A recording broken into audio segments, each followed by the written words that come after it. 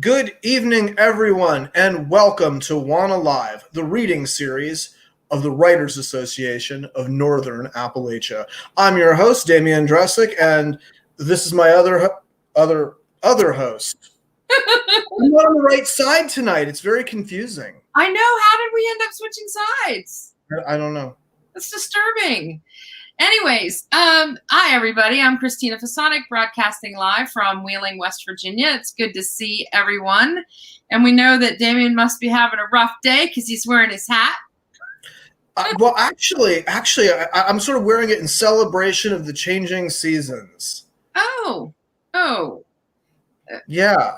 I thought it looked like hat weather out there. Oh, it's hat weather. Mm. All right. Well, that being said, should we get on with the show tonight? Who do we have this evening? Probably. We should get on with the show, and we have a terrific writer tonight. I'm very excited.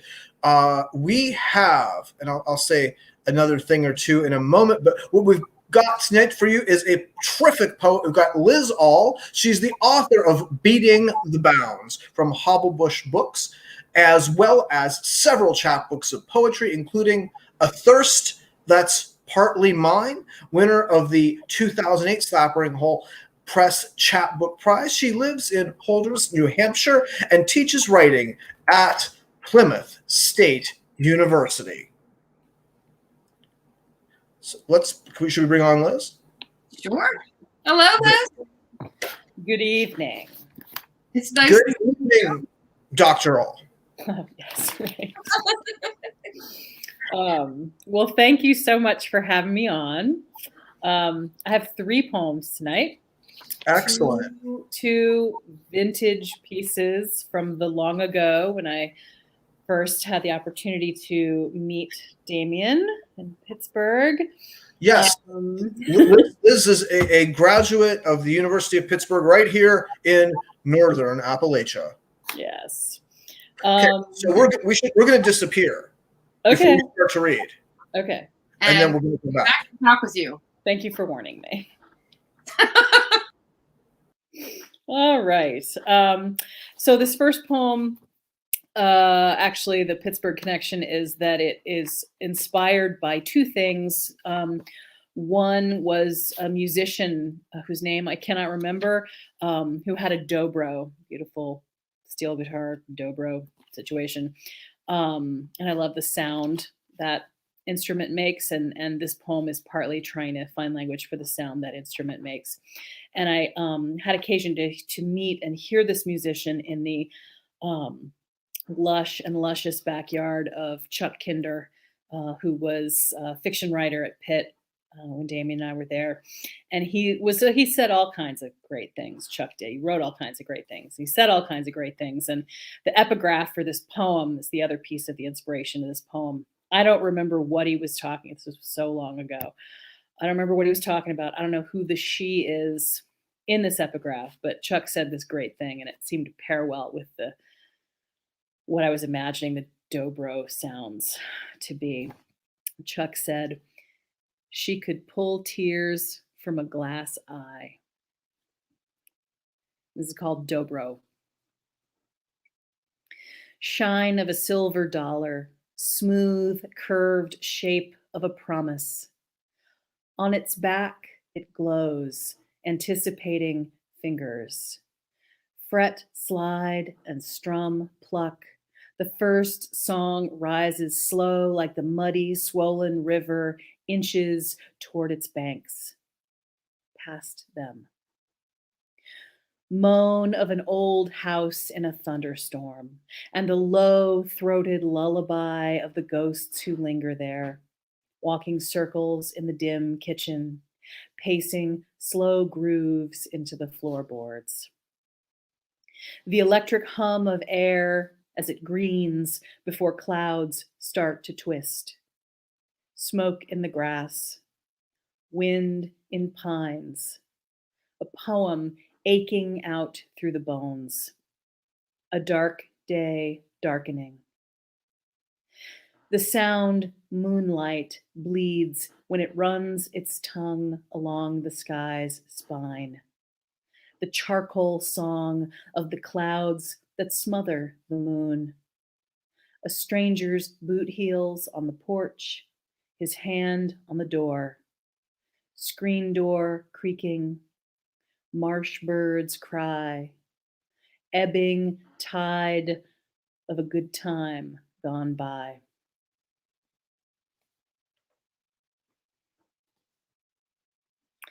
So when I was in the MFA program at Pitt in grad school round one, I sought out a diversion, something to do that wasn't grad school. And I seized on beginning ballroom dance lessons. And it was great to do that. It was very interesting. And I got a whole bunch of poems from it. So grad school followed me in a little bit. But so this poem ended up being the title poem of a chapbook of poems inspired by taking that ballroom dance class. And it ended up being the title poem of my MFA manuscript as well. And it's called Hesitation. In the foxtrot, the magic step is what gets you out of corners, is what steers you away from collisions with other couples, walls, potted palms on the parquet dance floor of your dreams. In swing, it doesn't matter. Everybody's flailing. Maybe all your partner has to do is pull you close for a second until danger passes and you can swing out again. In the waltz, this step is called hesitation.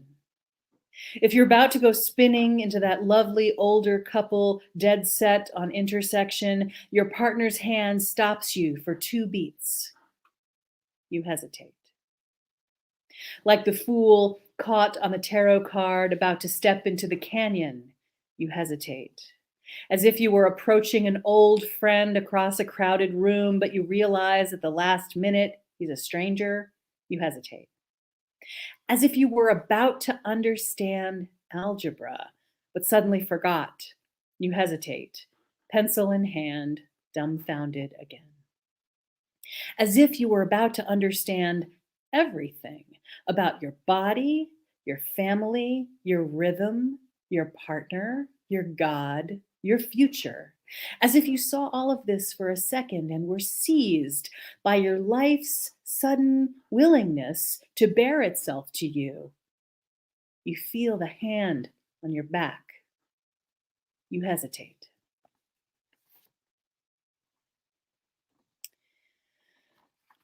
So a thing I often say to my students, because it was said to me by a teacher and it continues to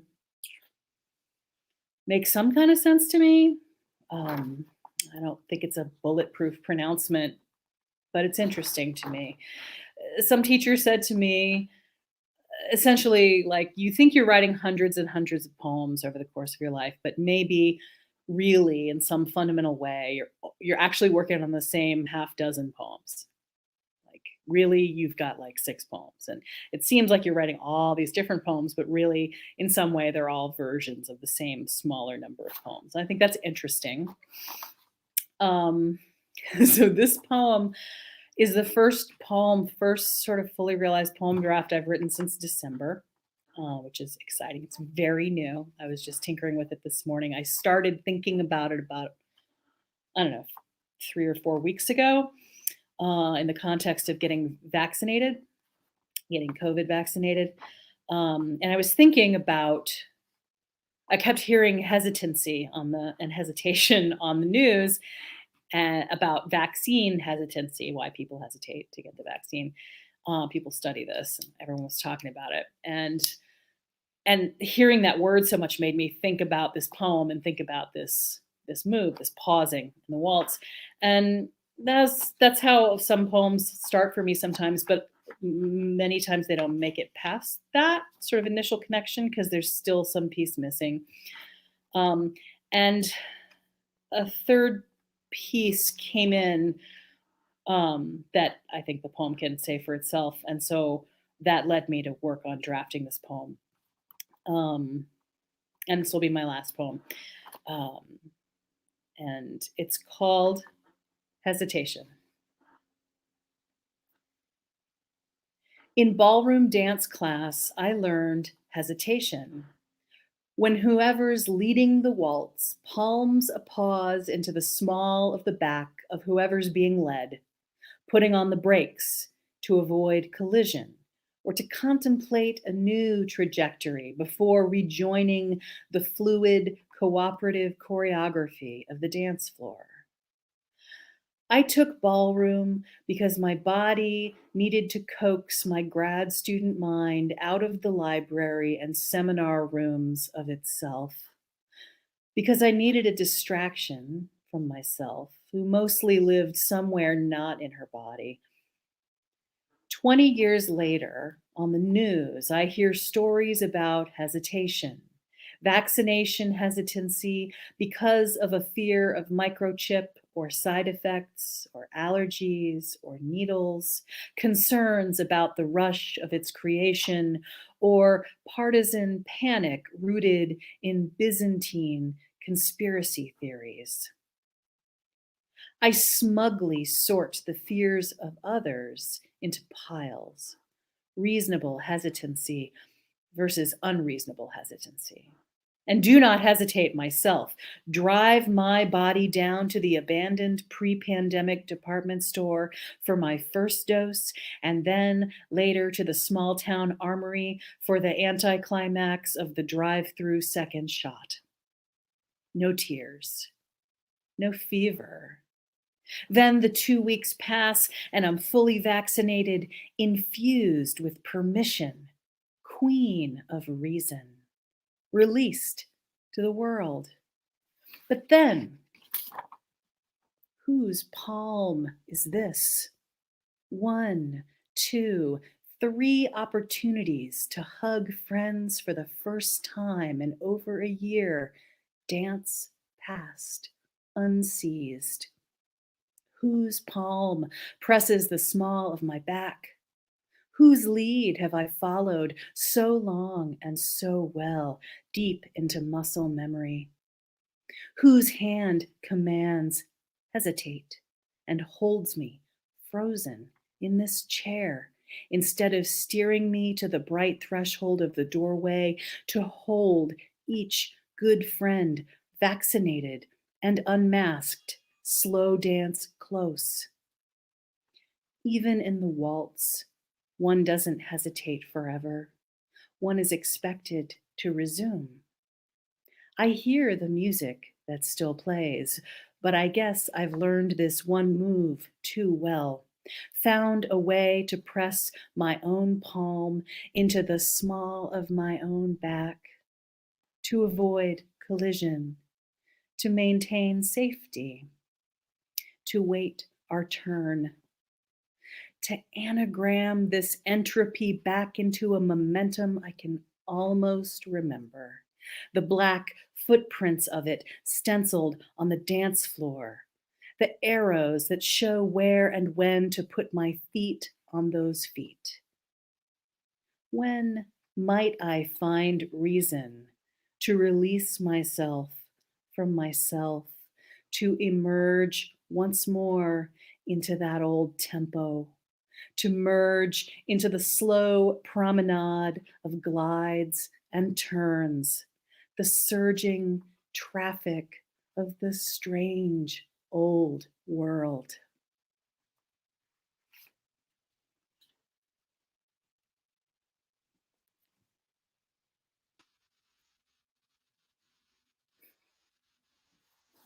That was amazing. I really love the metaphors and the images, and starting out with that Chuck Kinder quote about she could pull tears from a glass eye. Awesome. I never had the opportunity to meet him, but I feel like I'm surrounded in a world of people who were like Damien, and now you and my friend Pam Twist and all these other people who knew him and still quote from him and still pass along his legacy. I feel like, I was a student by proxy. I mean, And I can't think of a better legacy, you know, as a professor myself, of having my students continue to speak my lessons and my words to other people. And I loved all of it. I love the second poem because it really made me feel like I was a beginning ballroom dancer, constantly hesitating and hesitating. That was really wonderful. Thank you. Damien, you're muted. Oh, goodness. That was such wonderful stuff, Liz. Thank you, Damien. I imagine if you were going to do like a post-pandemic book, I see, you know, like those old West posters, Armed and Dangerous, but I see you as vaccinated and unmasked. That's right. I'm working on it. No, I love that poem so much, the last poem, and I didn't think I could love it anymore. I'm like, this is really, really good work.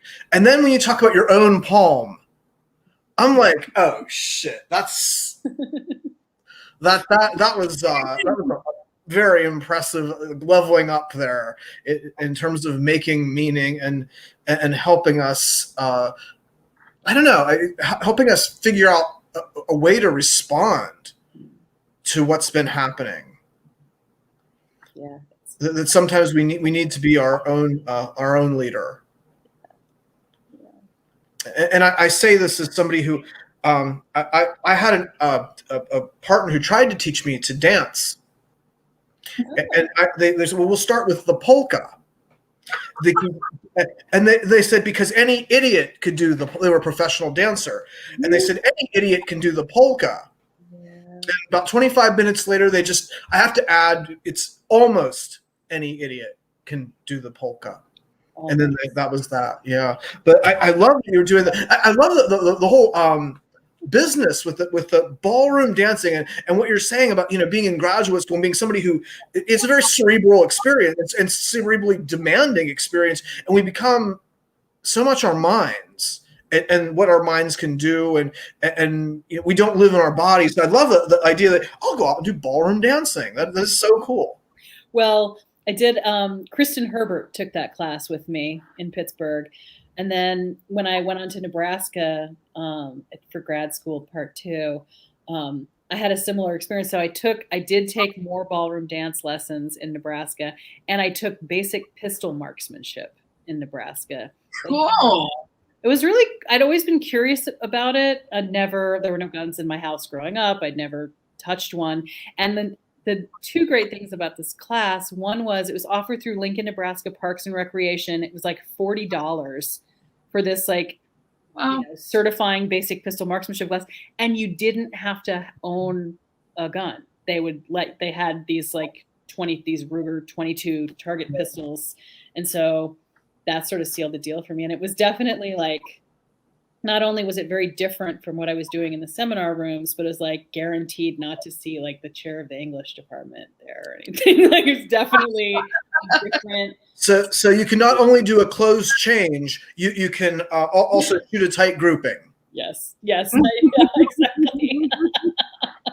Or I could anyway. I mean, I haven't done it in years, but it was really interesting. I'm glad I did it. See, I was going to say in West Virginia, we call that a 10th grade elective. Okay. We literally had to get our badges that year, our patches for gun safety. Little black bear on it. Yeah. That is a. Yes, that is. I just can't say enough good things about the images and the flow of your work. It was really wonderful. We have a comment from our Robin DeRosa says, love, love, love. That's all good. And what do you have next? What's going on with your writing now, Liz? Do you have anything new coming out? So in December, I did a sort of a poem a day grind because the pandemic was not a fruitful time for poetry for me. And in December, I just made myself sign up for this poem a day commitment, and I managed to do that. And came up with most of a sort of a pandemic themed chapbook. I'm sure the internet is clogged with pandemic themed chapbook submissions right now, but I thought I'd add mine to the flow. Here we go. I was in this one. Right. Pandemic Evolution. It was an ekphrastic poetry collection, so you're right. And this is one of, I'm sure, very, very many. Yeah, I'm just hoping to get back on the writing, revising horse a little bit, and but yeah, I'm glad to have had this opportunity to share this particular new poem, because it's been sparse, and so it's special energy to be able to share a new one. Well, thank you so much for having its premiere right here on WANA Live. We're very excited about that. Sure. Yeah, for sure. Thank you so very much for coming on. Thanks for inviting me.